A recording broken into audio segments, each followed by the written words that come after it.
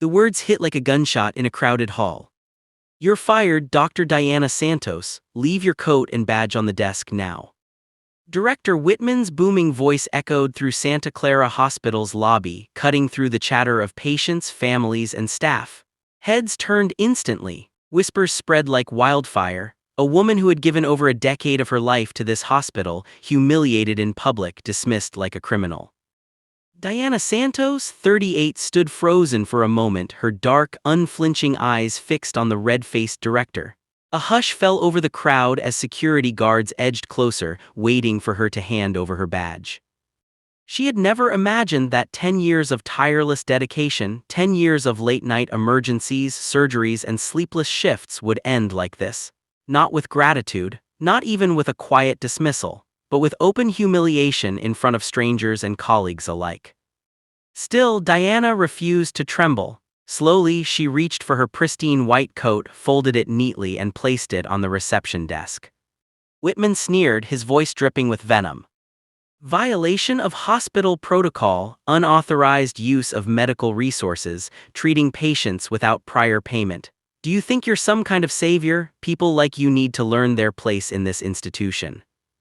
The phrase "people like you" cut deeper than any blade. Diana had heard it whispered in corridors, felt it in every denied promotion, and seen it in the cold stares of some colleagues. She knew exactly what he meant. She squared her shoulders. "Director Whitman, I saved a man's life last night. A man who walked in bleeding, semi-conscious, no identification. No credit card, no health insurance," Whitman barked, slamming his pudgy hand against the counter. "And you wasted valuable resources on some indigent. Do you think rules don't apply to you?" The memory of that night surged back. It was almost 11 p.m. Diana was wrapping up her shift, exhausted but proud.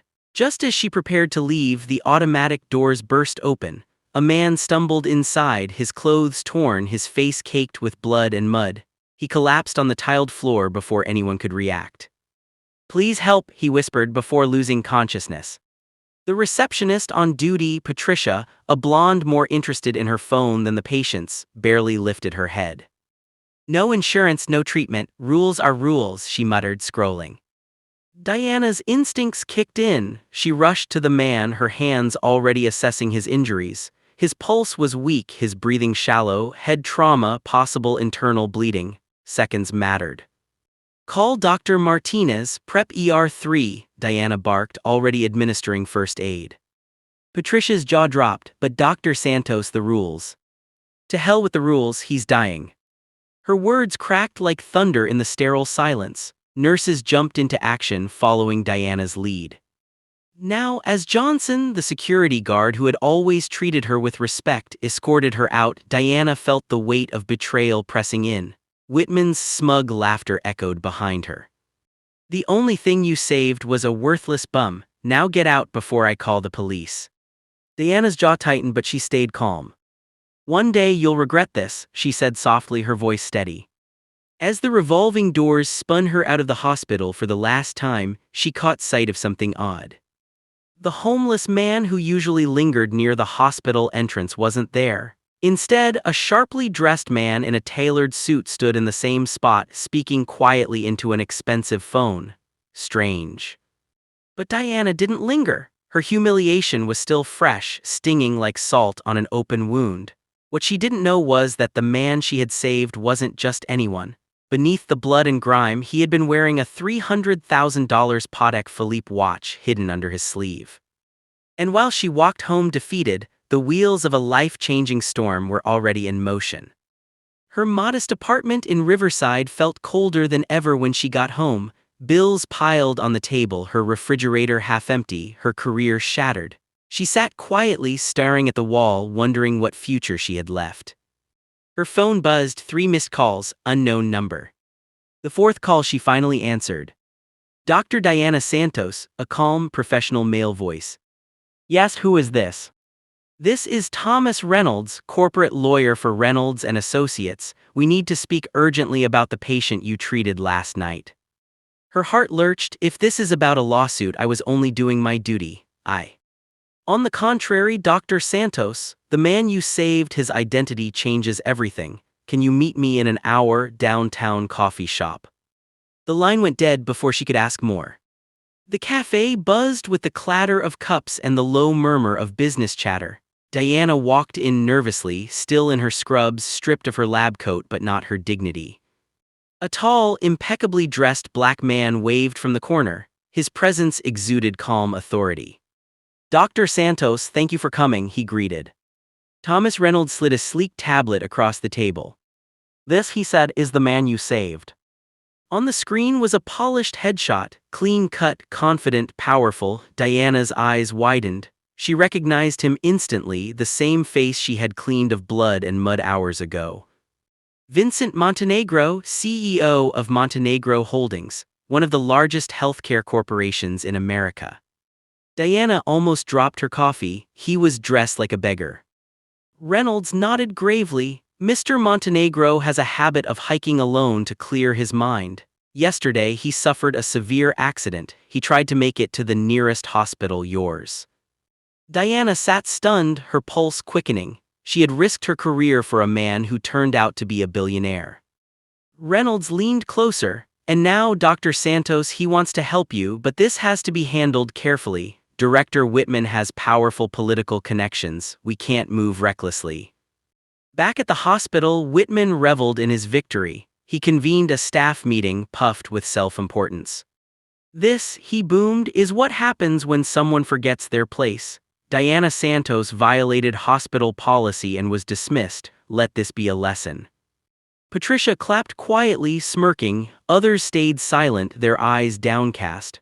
Dr. Martinez clenched his fists under the table but said nothing. What Whitman didn't realize was that Montenegro's team was already moving. Lawyers, investigators, and private security were gathering every document, every recording. A silent operation was unfolding, one that would shake the hospital to its very core. At home, Diana's phone buzzed again, a private message from Johnson, the security guard. "Dr. Santos, I have something you need to see. The cameras recorded everything last night. Whitman doesn't know they also captured audio." Attached was a clip. Diana pressed play.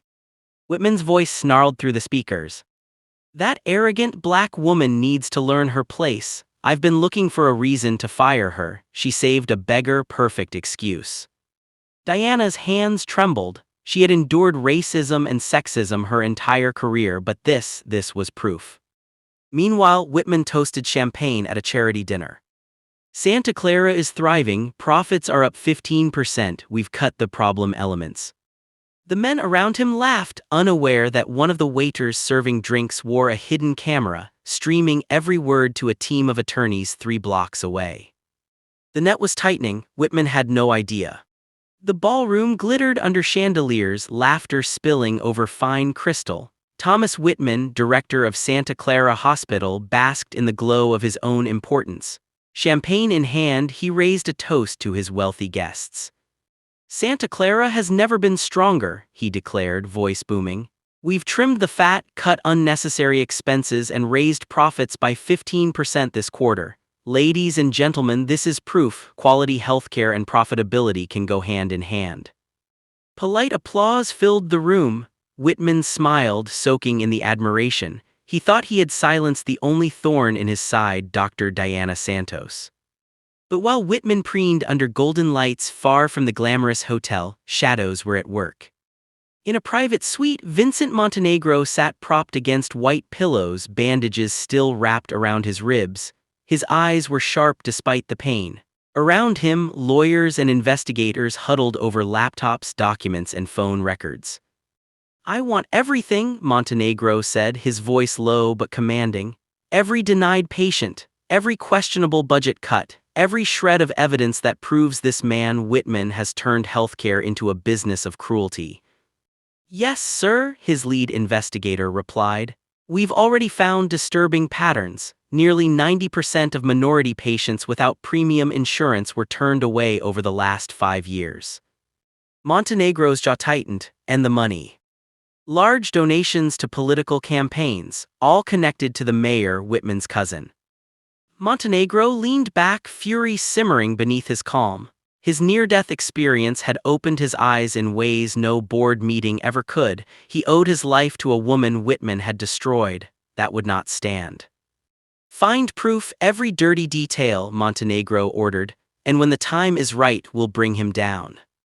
Meanwhile, Diana sat at her kitchen table in Riverside staring at the mounting stack of bills. Her bank account was draining faster than she could think. Jobless, blacklisted by the most prestigious hospital in the city, and all because she chose compassion over policy. A notification pinged on her phone. Social media. Patricia, the receptionist, had posted a smug update. "Some people need to learn that rules exist for a reason. Justice served." 47 likes, most from Santa Clara staff. Diana's lips trembled. Anger burned through her chest, but before despair could swallow her, another message appeared, this one private.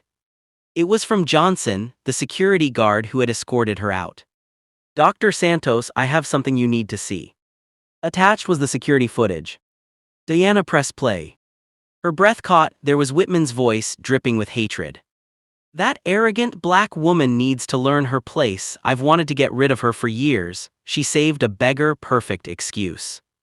Tears welled in her eyes, not of weakness but of vindication. She finally had proof.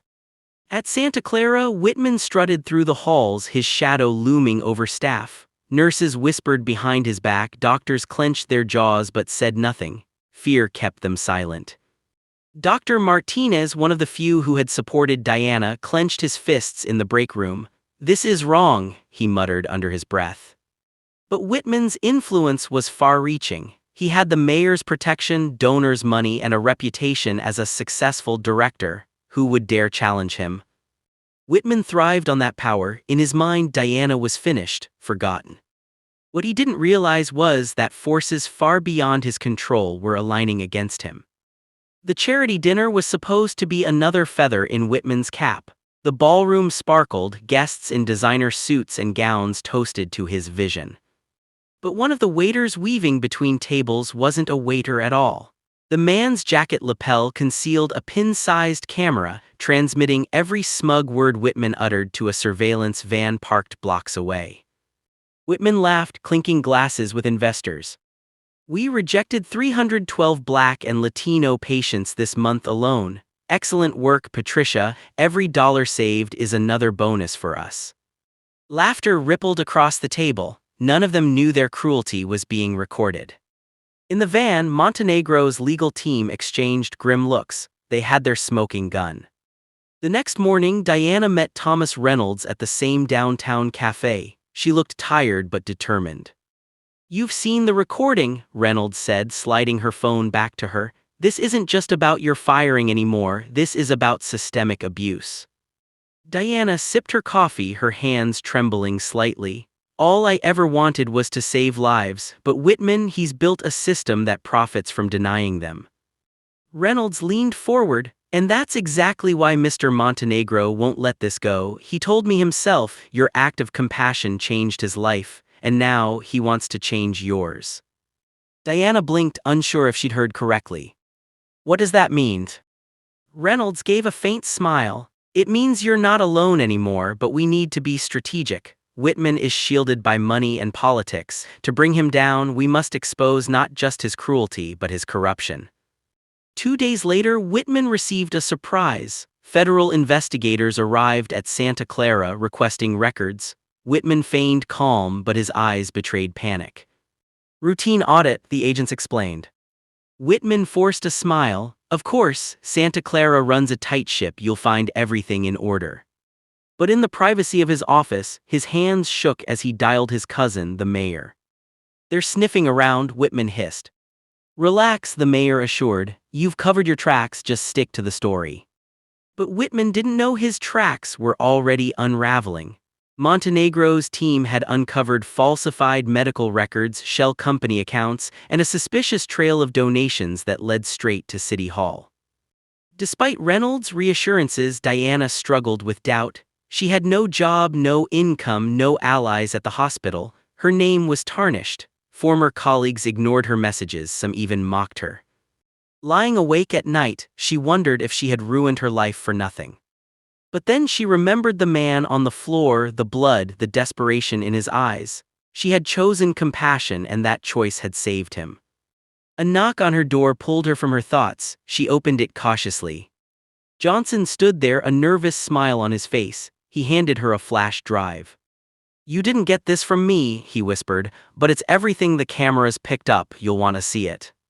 Diana clutched the drive to her chest, gratitude flooding her heart. Maybe she wasn't as alone as she thought.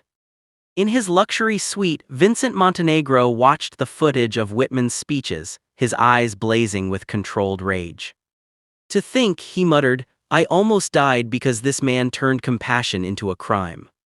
His assistant looked uneasy. "Sir, with your influence you could destroy him overnight. Why wait?"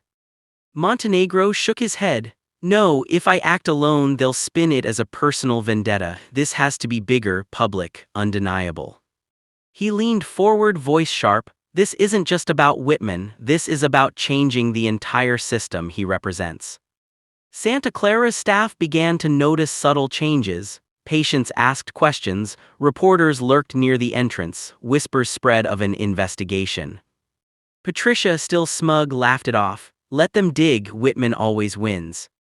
But Dr. Martinez wasn't so sure. One night he stayed late combing through old files. What he found chilled him. Dozens of cases of patients refused emergency care, all for lack of insurance. Many had died.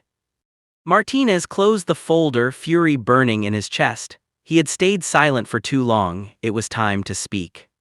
Despite the growing unease, Whitman strutted through his world with arrogance intact. At yet another fundraising gala, he boasted to donors. "Santa Clara is a model for the future of healthcare, efficient, profitable, ruthless when it needs to be." The room laughed. Whitman grinned, sipping his champagne. But that very night, his empire began to collapse.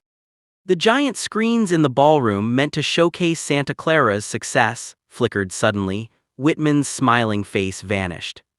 In its place appeared footage from the hospital's own security cameras. His voice boomed through the speakers. "That arrogant black woman needs to learn her place. I've been waiting for a reason to get rid of her. She saved a beggar perfect." Gasps erupted, glasses dropped, faces paled. Whitman's smile froze, the blood draining from his face. This was only the beginning. The ballroom froze, every pair of eyes locked on the giant screens replaying the incriminating footage. Whitman's own voice echoed like a curse. "That arrogant black woman needs to learn her place. She saved a beggar perfect excuse." The guests gasped in disbelief. Some covered their mouths, others whispered, horrified. The mayor, seated in the front row, shifted uneasily in his chair, his face paling as his cousin's words played again. No, this isn't real," Whitman stammered, sweat breaking across his forehead. He raised his hands defensively. "This is doctored footage, lies, smear tactics." But before he could recover, more clips appeared, Patricia laughing about turning away patients, financial spreadsheets showing bribes, and Whitman boasting about cutting unprofitable lives to fatten the hospital's coffers. The laughter that once filled the ballroom turned into cold silence. Journalists, secretly invited, scribbled furiously. Cameras flashed. Phones recorded every second. Whitman's empire was collapsing live in front of the city's most powerful people. From a private viewing suite above, Vincent Montenegro sat in a wheelchair, bandages still wrapped around his torso. Beside him, Diana Santos sat wide-eyed, her hands trembling. She had been invited here by Reynolds, though she hadn't known what to expect. Montenegro leaned toward her, his voice calm but firm. "You see, Dr. Santos, the truth always finds its light. Tonight isn't just about revenge, it's about justice." Diana's chest rose and fell rapidly. She had spent weeks drowning in humiliation, fear, and despair. Now, watching Whitman squirm before the truth, she felt something she hadn't felt in a long time: vindication. Whitman tried desperately to regain control. "Listen, everyone, this is propaganda, it's a plot against me." His voice cracked as federal agents pushed through the crowd. They flashed their badges. "Thomas Whitman, you're under arrest for corruption, fraud, and gross violations of federal healthcare law." The director's face twisted in panic. "You can't do this, I own this city." But no one moved to defend him. The mayor slipped quietly toward the exit, avoiding the cameras now turning toward him. Donors averted their eyes. Patricia in the corner covered her mouth in shock as two agents escorted Whitman away, his protests echoing into nothingness. Diana sat frozen, unable to fully process the moment. It felt surreal, like watching a movie unfold. She, a woman stripped of her badge, humiliated in the hospital lobby, had been the spark that ignited this reckoning. Montenegro's eyes never left her. You sacrificed everything for a stranger, Dr. Santos, and tonight that sacrifice is honored. The following morning, the headlines exploded. Hospital director arrested for corruption. Whistleblower doctor vindicated in shocking healthcare scandal. CEO Vincent Montenegro speaks, compassion saved my life. News anchors replayed Whitman's words on every channel. The hospital board announced his immediate termination. Investigations spread beyond Santa Clara, pulling in City Hall and exposing years of hidden abuse. Meanwhile, Diana stayed home, overwhelmed. She hadn't left her small apartment in days, unsure what her future would be. Her name was suddenly everywhere: hero, doctor, whistleblower, savior of a billionaire. But she still felt lost. Her career had been stripped from her and no headlines could give it back. Then came the sound that shook her world. A deep, thunderous roar filled the sky. She rushed to her window, squinting against the morning light. Two sleek black helicopters circled overhead, their blades chopping the air. Neighbors poured into the street, pointing, murmuring in awe. Diana's heart raced. Were they here for her? The helicopters descended slowly, kicking up clouds of dust as they landed on the open patch of ground near her apartment complex. From one emerged Montenegro himself, supported by his aides, still bandaged but standing tall. From the other, men in dark suits carried sleek briefcases. The crowd parted as Montenegro walked toward Diana's door. The billionaire CEO, whose life she had saved without knowing who he was, now stood at her doorstep. "Dr. Santos," he said, his voice warm, filled with gratitude, "I owe you more than I can ever repay." Diana blinked, stunned. "Mr. Montenegro, you didn't have to." But he raised a hand, silencing her gently. "You gave me back my life, and now I intend to give you back yours." Behind him, his aides opened the briefcases. Inside were thick files and legal documents. Reynolds, his lawyer, stepped forward.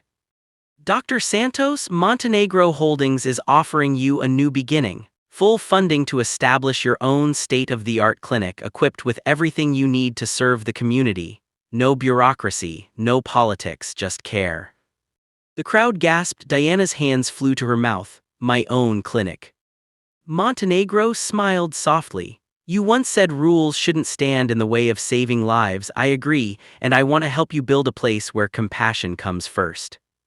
Tears welled in Diana's eyes. All the nights she had doubted herself, all the humiliation, the fear, the despair, it had all led to this moment. "But why me?" she whispered. Montenegro's gaze was steady. "Because when everyone else saw a beggar, you saw a human being. That choice saved me, and now it will save countless others." The neighbors erupted in cheers. Some clapped, others cried. Children waved as the scene unfolded like something out of a dream. For the first time in weeks, Diana smiled. Not a forced smile, but one born of relief, gratitude, and hope. Weeks later, construction began on the Santos Community Health Center. Reporters covered the groundbreaking ceremony, cameras flashing as Diana stood beside Montenegro, shovel in hand. "This center will be a place where no one is turned away," she said into the microphones. "Here, every life will matter, insurance or not." The crowd roared with applause. Whitman, meanwhile, sat in a federal holding cell, awaiting trial. Patricia, facing charges of negligence, had vanished from public life. The hospital board scrambled to restore its reputation, but the damage was done. Santa Clara would forever be remembered for its scandal and for the woman who stood against it. As for Diana, she no longer doubted her worth. Her journey had been painful, but it had brought her to a higher purpose. She wasn't just a doctor anymore. She was a symbol of resilience, compassion, and justice. That evening, as she stood outside her apartment watching the sun dip behind the city skyline, she thought back to the moment it all began, the night a bleeding man collapsed at her feet. A decision that had cost her everything, only to return more than she ever imagined. Life had come full circle. And though challenges lay ahead, Diana Santos knew one truth with absolute certainty: she had chosen right. And that's how it all ended, friends. Dr. Diana Santos, a woman fired in humiliation, rose from the ashes to lead a movement that changed healthcare forever. Where are you watching this story from? Drop your city or country down in the comments, I'd love to know. And if you enjoyed this journey, don't forget to hit that subscribe button and turn on the notification bell, because we've got more powerful, inspiring stories coming your way.